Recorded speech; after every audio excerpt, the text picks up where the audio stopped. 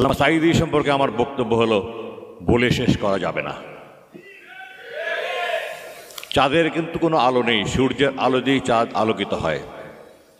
তিনি ছিলেন সূর্য এবং এদেশের লক্ষ লক্ষ মানুষের অন্তরে তিনি দিনের আলো জ্বালিয়েছেন।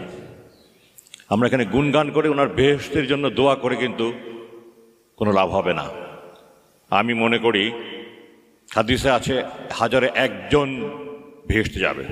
আমি দৃঢ়ভাবে বিশ্বাস করি যদি 1,00,000-এ 1জন হয় ইনশাআল্লাহ আল্লামা সাঈদী বেহেশতে যাবেন ইনশাআল্লাহ।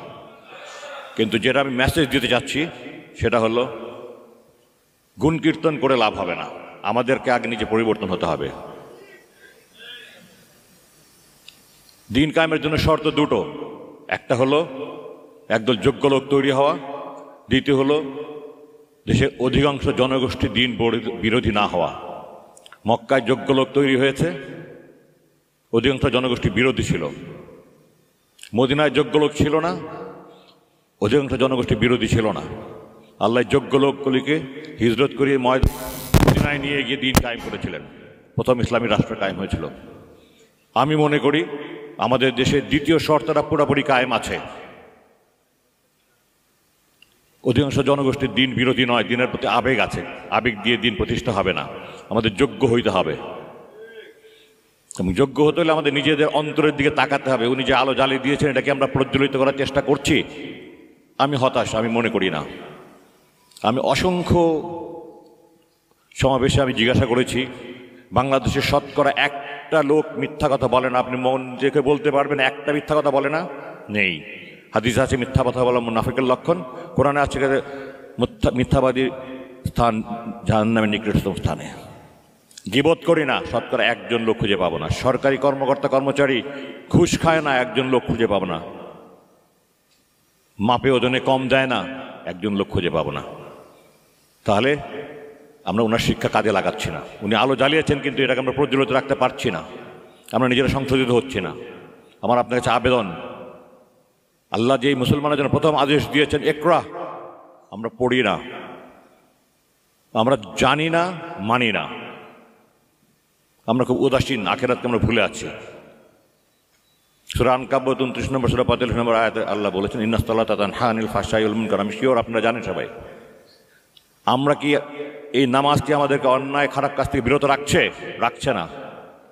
জিব্বা পড়ার লোক দাড়িওয়ালা আমি দেখেছি 2 সপ্তাহ আগে জুম্মার দিন মসজিদ থেকে বের হয়ে আল্লাহ কোরআনের সূরা দোহা 10 নম্বর আয়াতে বলেছে ফামাসাইলা ফালা তানহার, সাহায্য প্রার্থীকে ধমক দিও না।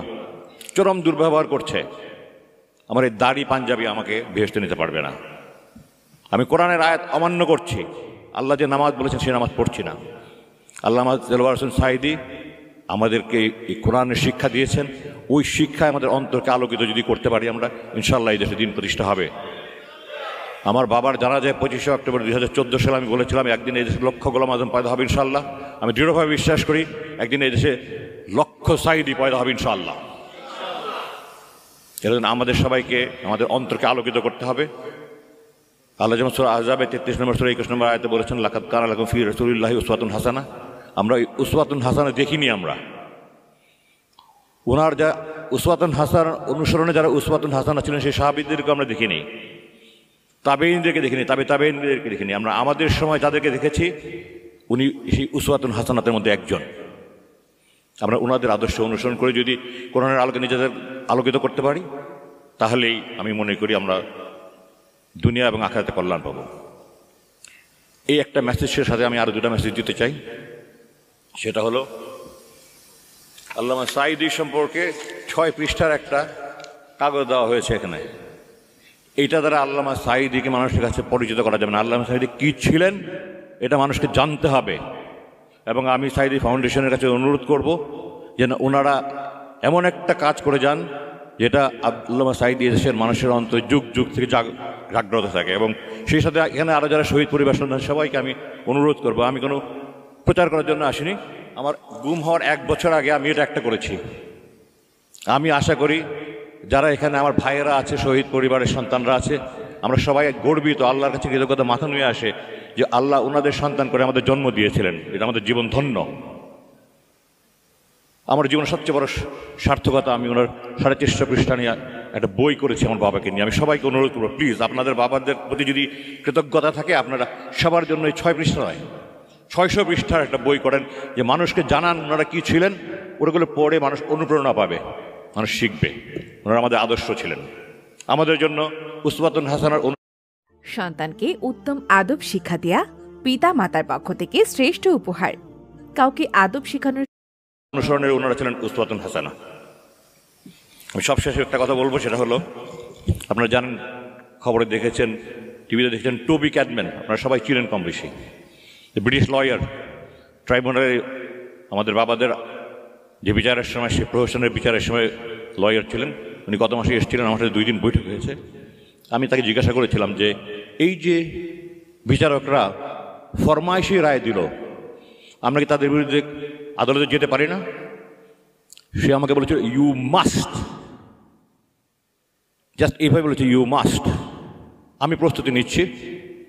যে 3 বিচারক আমার বাবার বিরুদ্ধে রায় দিয়েছে, প্রকাশ্য আদালতে বলার পরেও যে সরকার পক্ষ ওনার বিরুদ্ধে কিছু প্রমাণ করতে পারেনি, এরপরও 90 বছর রায় দিয়েছে। আমি অনুরোধ করবো, যারা এখানে শহীদ পরিবারের সন্তানরা আছে, সবাই যার যার বিচারকদের বিরুদ্ধে মামলা করা উচিত, যারা শপথ ভঙ্গ করে সরকারের গোলাম হয়ে রায় দিয়েছে।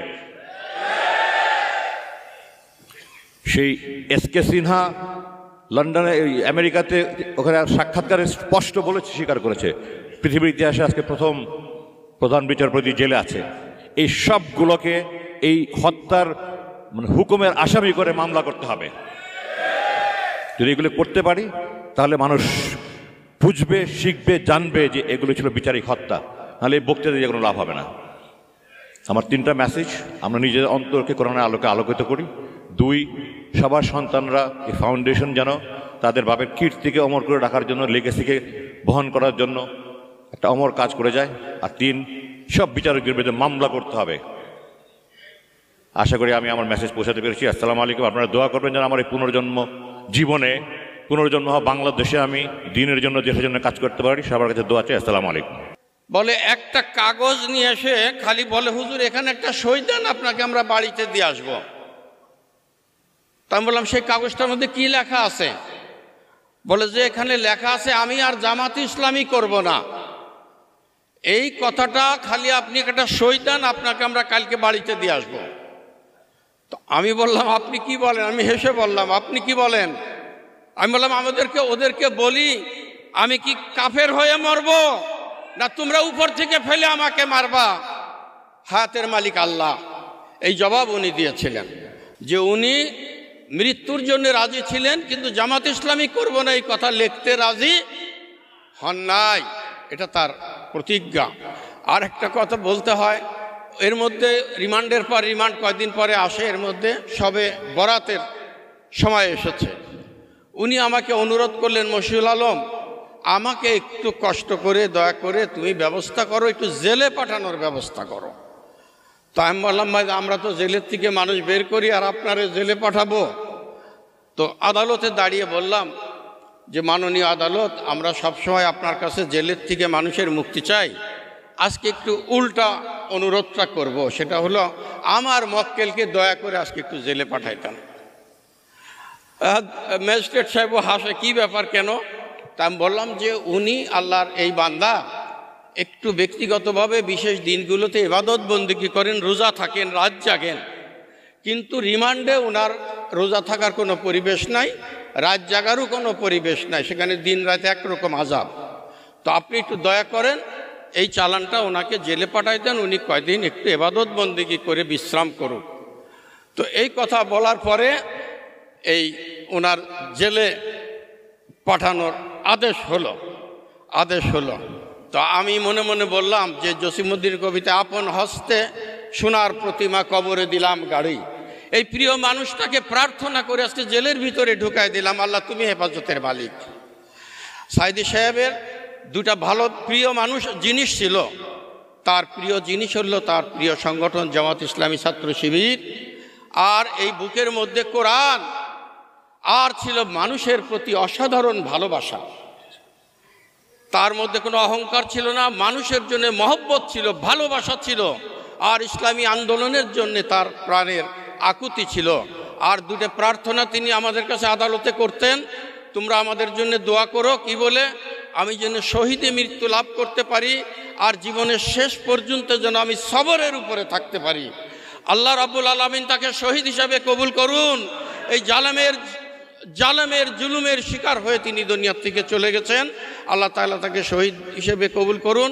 আর আমরা সাক্ষী দিচ্ছি জীবনের শেষ মুহূর্ত পর্যন্ত তিনি অবিচল অটল ছিলেন, সবরের উপরে ছিলেন, ইমানের উপরে ছিলেন। আমরা যেন তার এই আদর্শকে অনুসরণ করে ঐক্যবদ্ধভাবে সবরের সাথে জালেমের মোকাবেলা করে যেতে পারি।